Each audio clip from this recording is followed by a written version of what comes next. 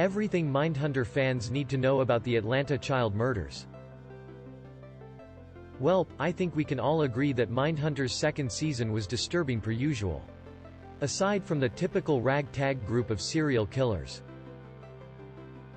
The show introduced us to the horribly named and absolutely devastating Atlanta child murders, a series of killings that shocked the nation between 1979 and 1981. This murder spree resulted in the deaths of at least 28 children, and led to a ton of controversy about who really committed the crimes.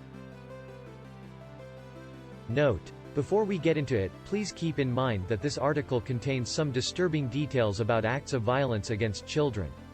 Proceed with caution. First, some background on the Atlanta child murders. Honestly, not gonna get into too much detail here because we're talking about children. But the infamous murder spree started in 1979, when two 14-year-old boys disappeared just days apart.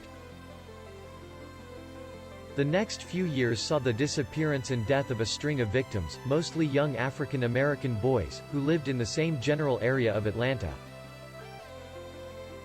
Every day, every night, it seemed like they were finding bodies, Sheila Baltazar told the New York Times. The city was turned upside down. There was this big dark cloud over us. And we were just trying to hold on to our babies. So, who committed the Atlanta child murders? It remains unclear. But the murders were attributed to Atlanta native Wayne Williams, who was convicted of murdering two adults in 1981. The killings stopped after Williams' arrest, but he has steadfastly maintained his innocence. Here's what we know.